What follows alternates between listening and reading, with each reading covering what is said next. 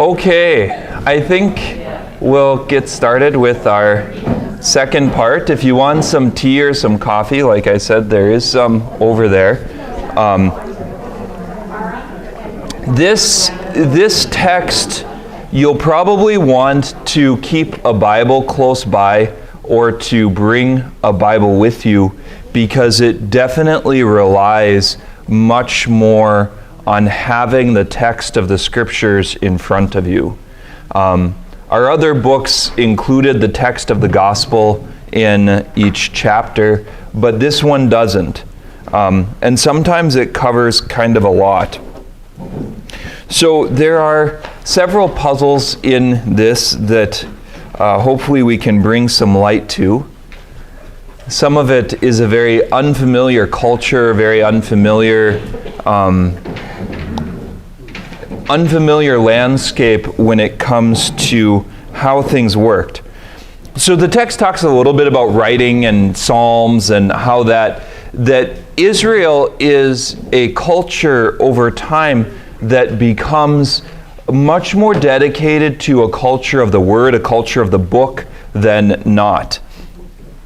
I mean, it points out rather rightly, although mistakenly, that literacy is something that we live with now, but historically it wasn't as high. Now, there's all kinds of evidence to show that the ancient world, particularly cultures that were dedicated to it, was a bit more literate than we give them credit for. Maybe not to read tracts of Shakespeare, but there are enough of them that knew how to write basics, knew how to read basics. And especially in Judaism, when you have the development of the synagogues, that really takes off. Do you remember when synagogues come about? We've mentioned this many times. Synagogues develop in the Babylonian exile. So 586 BC is when the Babylonians conquered Jerusalem, and they're taken in a series of about 20 years off to exile in Babylon. That is a time where they work hard at maintaining their identity and developing their identity. And they develop synagogues as places where the Word of God, where these scrolls that had been written that were accepted as the words of God, where they are copied and kept and spread. So that comes about, you could say, in the middle of I suppose that's the 5th century BC. I don't know, sometimes the numbers work funny. 6th century BC, 5th century BC, whatever. Like 550 BC, give or take. That's the development of the synagogue. In the story of Ruth, we're probably about 600 years before that. So remember that there is a long passage of time in these books and in this early part of the Bible. At this time, this is the time of the judges. There's no strong central government. There's no organizing polity or political society. It's judges. It's individual groups of people. There's tribal affiliations. Tribes were related mostly by blood. You know, there was genealogy involved, but there's no strong central government. And in this time, a dude named Elimelech goes to Moab. So Elimelech would be, I suppose, the great grandfather of David. He is a man of Judah. And if you remember, like, Christian history aids you a lot in this, because Jesus is in the line of David, and David is of the tribe of Judah. David, his ancestral city is Bethlehem, which is what features in this story of Ruth. So there's a famine, and Elimelech has to flee. Now, Moab is a country on the southeast side of the Dead Sea. So it's not very nice country. It's not very well-watered country. It's not a good place to grow things. This is the southern end of Jordan. If you look on a map today, it's not a place that you would go because you're on vacation. It's a place that you would go because you need to. And historically, geographically, I don't know what the word is for weather, but meteorologically, this area of Moab would be drier and more difficult to live in than Bethlehem. But Israel is subject to sort of dramatic weather changes. It's been that way for a long time. They can have somewhat wet weather, and it can be more fertile, but then it can get very dry for years at a time. This seems to be a situation of that. And Moab, they weren't very friendly with Israel. Moab is one of the descendants of Esau. So if you remember, like Abraham is the father of Isaac, Isaac the father of Jacob and Esau, and Jacob steals Esau's birthright. So Moab is one of those that are children of Esau. There's a lot of historical animosity, sort of blood feud, you would call it, in ways that we don't have so much the same way. Well, some of you did, with the neighboring towns. But a lot of that has died out in the younger generation. I mean, even the mentality of our whole culture has changed. There was a day where going to the Christmas dinner at the Lutheran church down the street was, a mortal sin that might get you thrown in prison, and you might not be able to go to heaven if you go to more than one. And now, in a lot of small towns, they all go to each other's dinners. It's just what they do. So that has changed. But there's a symbolism. They have to flee from the city of the house of bread. That's what Bethlehem means, the house of bread. And they go to a land of desert. That doesn't bode very well, usually.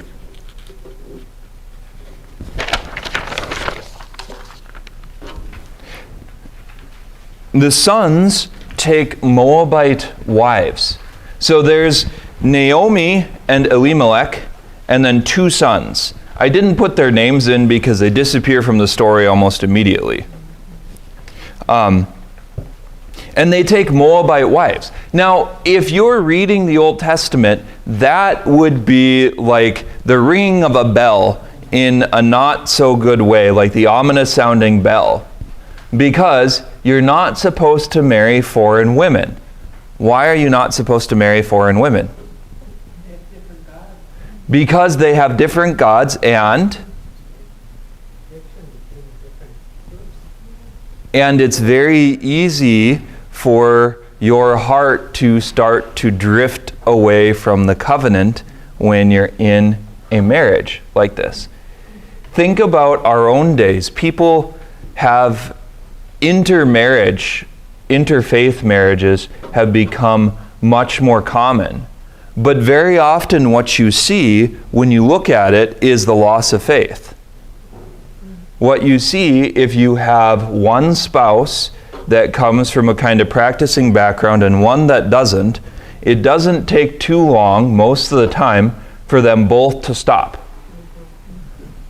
And rarely does it seem to work out very well. Most of the time, it takes the two of them ending up in the same spot. Either one, they both become Catholic, or sometimes, we might not like it as much, but a Catholic becomes Lutheran or another one, but they do it together. This is what it is talking about, like biblical proof. The proof is in the pudding. And I'm not saying that in condemnation or that people are horrible, but it's just like, we like to say that it doesn't make a difference and it's all about love, and yet when you look at the situation from the outside and you just look at it statistically, it's like, oh, this is fairly accurate. When you marry someone, you tend to drift together. And if that means, that you marry someone with less faith than you tend to drift in that direction. And, we work hard at trying to educate and help people to grow into that. It's part of marriage preparation and some of those things. But the problem of intermarriage is one that hasn't really gone away. And so you have these two sons who take Moabite wives, and in the story, that wouldn't be so good. This would be not, the Bible's not going to be a fan of this. You would think, that's how it would be set up. This is against the law of Moses.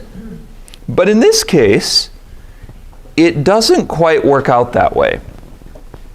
So, very shortly, Elimelech and the two sons die. So you have three women left, Naomi and Orpah and Ruth. Now they would be in sort of what you would call big trouble. They are up the creek without a paddle because they're widows and they're living in a foreign land, and they probably don't own a lot. They don't have a definite source of income. And into this situation, they hear of food in Judah again. Now there's questions in the background of this book. Like if you were starting at this point in your mind, how could you answer, why is this book in the Bible? So far, it's the story of an average family in an average place. Why is this story in the Bible? I'll claim the easy answer before you do, because he's part of the line of David. But that's the easy answer. What's another one? Relationship. Because they are normal, regular people, and we're supposed to be learning our path to God, from God, and we assume that we're normal, regular people too. So that they would be an example for us, that they're normal people, that we're learning that kind of thing. Yeah? I think it's the relationship between Naomi and Ruth. The relationship between Naomi and Ruth. That's another good one.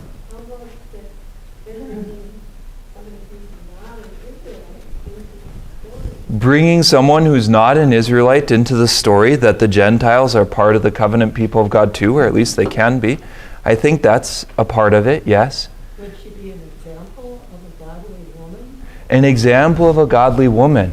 What you find very quickly in the story is that Naomi talks about, may the Lord bless you in what you have done. It sounds like she is a fairly devout woman. And in a way, the book is speaking to that a little bit. It's sort of the perennial problem, why do bad things happen to good people?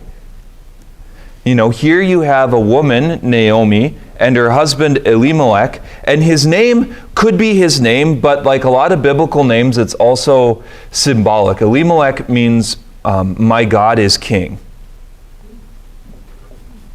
So you have this man and his wife that seem to be somewhat devout. In fact, the whole story is very, very striking because of how devout the people of Bethlehem are. They respond in rather odd ways when we get into the story a little bit.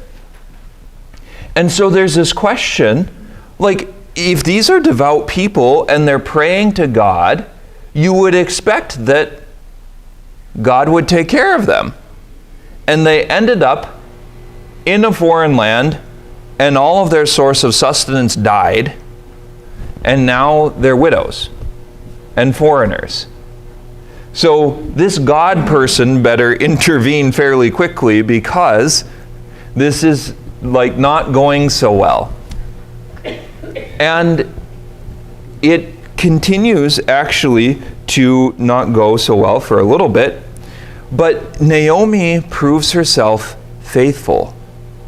She talks about, may the Lord bless you in what you do. She honors these women who became part of her family, and she tries to send them back to their own families.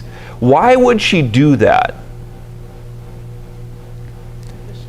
They could find other husbands and continue on So she could take care of them, so they could find other husbands. Because she's going back to Judah, how likely are 2 Moabite women to be accepted in Judah?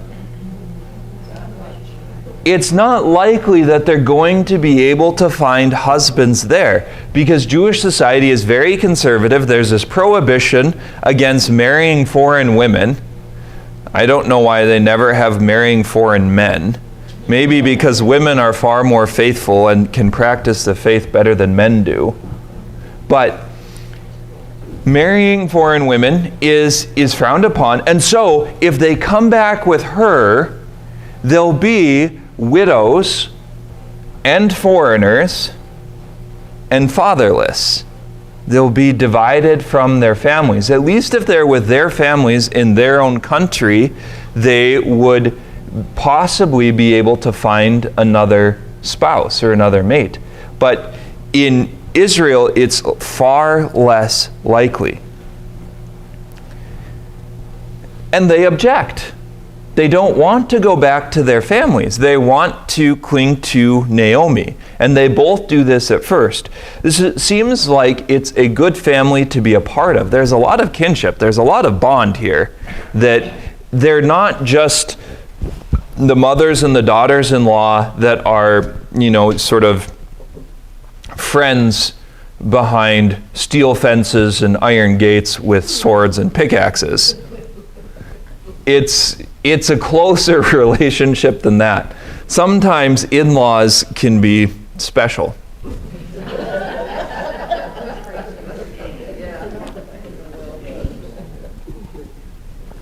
Sometimes in-laws can work out very well. I came from, my parents' families both got along together. And it's interesting that they were very different, and so sometimes it didn't always feel very friendly, but in the end they were. That isn't always the case. But they want to return with Naomi. Now Naomi decides very quickly that she's not going to remarry. It's like the love of her life has died and she is going to remain single. But here you start to see another dimension of the story. She says later, "Do not call me Naomi, but call me Mara," which means bitter. And part of the story is the redemption, the resurrection of Naomi.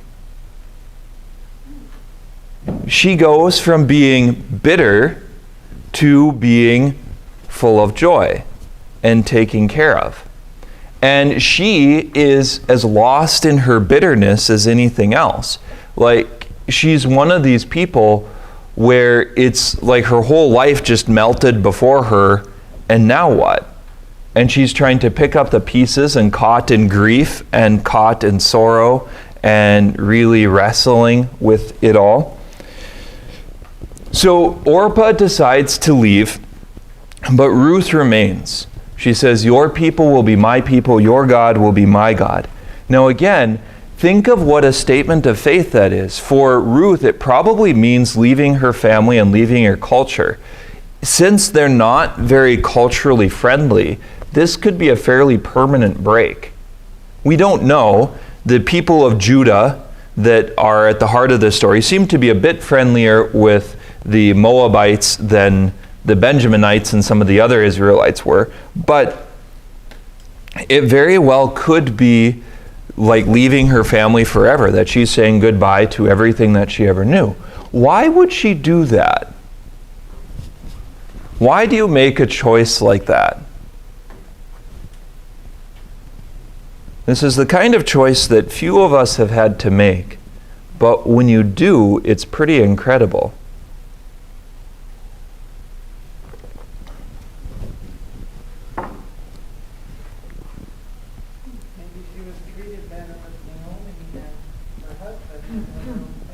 She could have been treated better with Naomi and Naomi's husband than her own family. She could care about her mother-in-law. That's another good answer. Did her faith jive with Naomi? So her faith, I suspect at least that I would put an emphasis there as well. I think those other pieces are true, that she probably was treated better, that Judaism has that kind of thing. But for Ruth, she becomes a pretty stunning woman of faith. This discovery of one God, a God of the covenant, a God who speaks to his people, a God to be in relationship with, seems to be something that she's unwilling to let go of. She says, your people will be my people, your God will be my God. She is sacrificing, she is laying down her upbringing and her worship of foreign gods. Some of the stories today, if you want to read things that speak of the terrible cost of this, look at some of the Muslim converts to Christianity and their stories. For some of them, it means never talking to their family again. It means being cut off, in some cases even being subject to being killed or murdered. And there are people who decide that knowing Jesus and living in relationship with him is worth all of that. That he is worth more than everything else that you have. That's a pretty strong statement of faith. That's one that I wonder how many of us would be ready to make ourselves. If following Jesus was going to cost you everything, your home and stability and society and friends and family, would you do it? I hope I don't get asked that question. Because that's hard. That's not an easy time. So they return to Bethlehem. Naomi is a name that means beautiful. It's actually one of my favorite women's names. I wish that there would be more women named Naomi. Because it's just, there's something, I don't know, it's a good name. Better than some of the modern ones. Sometimes I look at modern ones and I'm like, what does that mean? And the best answer you can give, we don't know.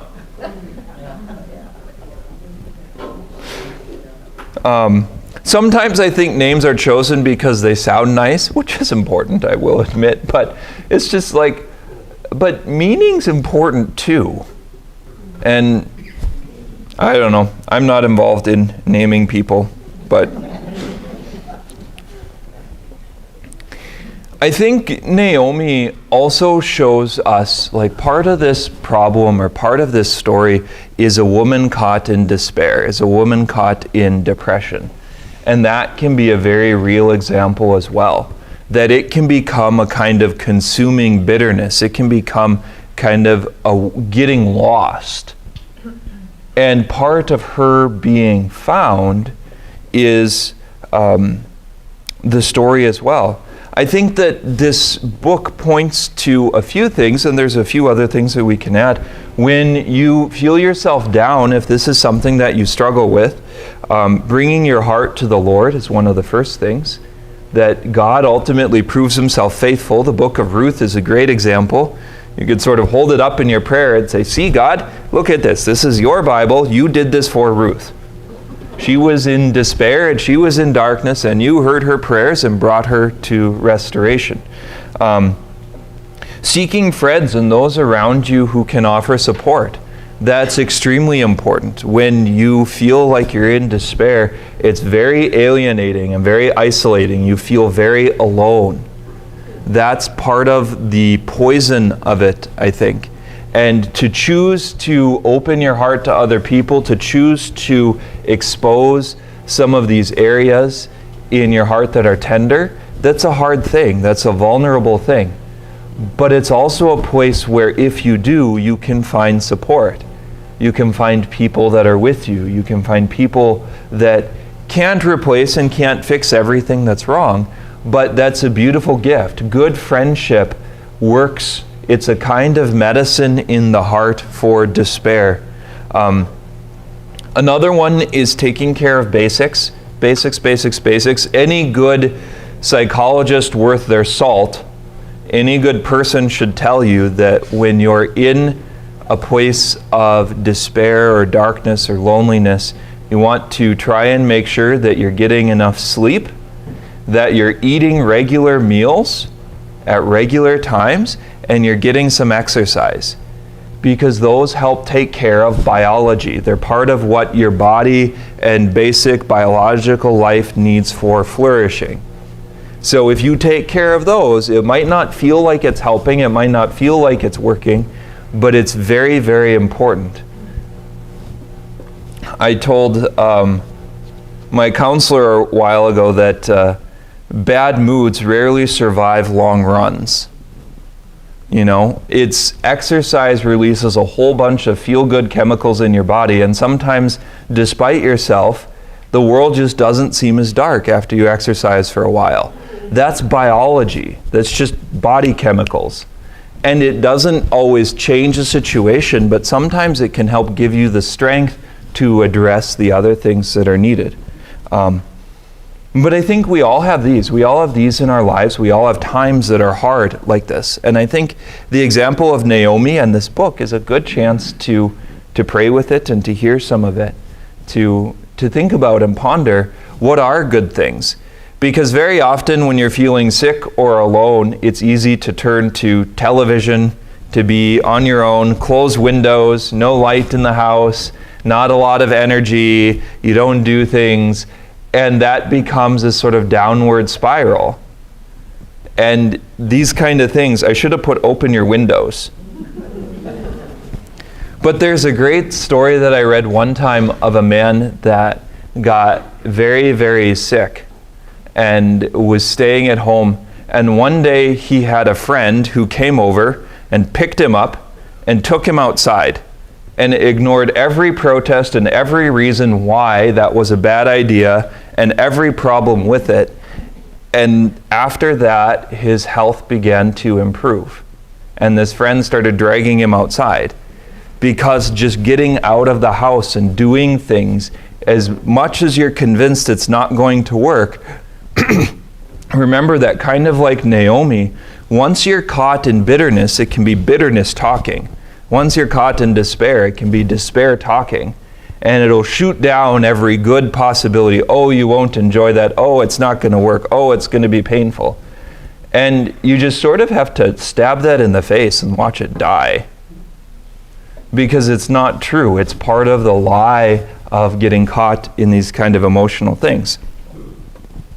All right, so it's the beginning of the barley harvest.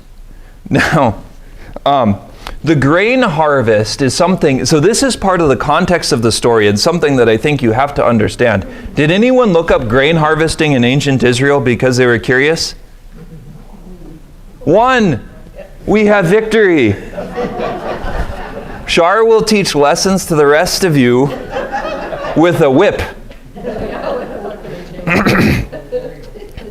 This is the kind of thing that I hope you become a little bit more familiar with, of like, wait a minute, I don't know anything about grain harvesting in ancient Israel.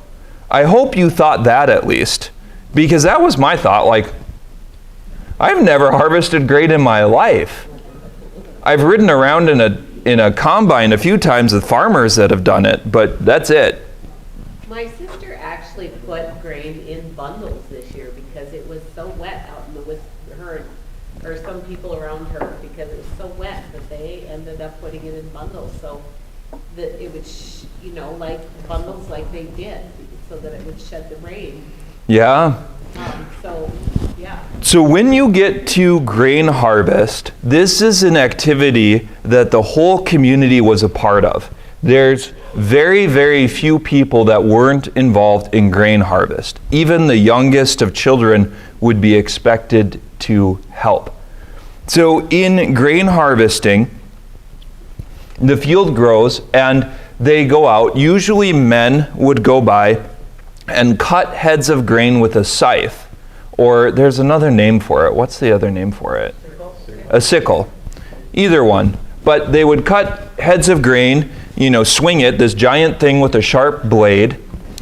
And then it would be gathered, often by women, into bundles to dry. These are called sheaves, usually. Sometimes in later England, they're called shooks. but they would gather the stalks into bundles and tie them up to let them dry. And then they would be brought to a threshing floor. Now, in Israel, this is one of the real puzzles, and who knows why they did it this way, but this is what they did. So they'd bring these bundles in, and they'd untie them, and then they'd usually harness an ox and have a big slab of something that they would put sharp things on the bottom of, like sharp bits of obsidian or glass or metal. And then they would march this ox around the threshing floor, and it would cut the stalks of grain and start mashing up the heads a little bit, because you have to separate the head of the grain from its casing around the seeds, and you have to separate the heads from the straw. So it would cut it up a little bit, and they'd march around with this ox for a while, and they had to haul the grain from the field to the threshing floor. And then they would take, after the ox was done, they'd wait for a windy day, and they would take it, and they had big pitchforks, and they'd fling it into the air. And the wind would blow the chaff, the bits of stuff that were really useless, away furthest. They were the lightest weight. And then the second set would be the straw. That would blow away somewhat, but fall sooner. And straw would be saved and collected and used for brick making, or for feeding animals, or for using for animals. It's probably what they made a lot of beds out of, was straw, because it was dry and not subject to mold as easily. And then the grain would fall closest. The grain would fall out of the air soonest. So you have this sort of long process that's involved. And it's important to have that kind of context in the background, because it's exactly what happens in the story. So gleaning is another part of it. In Israel, you were prohibited by the law of God from going over your field twice. You had one shot to do it, and that was it, because what was left over was for the widow and the orphan and the fatherless. That in the way that God makes his covenant with his people, you have to care for the widows and the orphans and the fatherless, because they're the most disadvantaged. They're called the Anawim, the poor ones, because they don't have the same opportunity to have land, or to participate in the harvest, or to raise grain, or all of these other things. So you could only do one pass, and then everything that's left is for them. So Naomi comes back with her daughter-in-law, in this case Ruth, and it notes that Boaz is this rich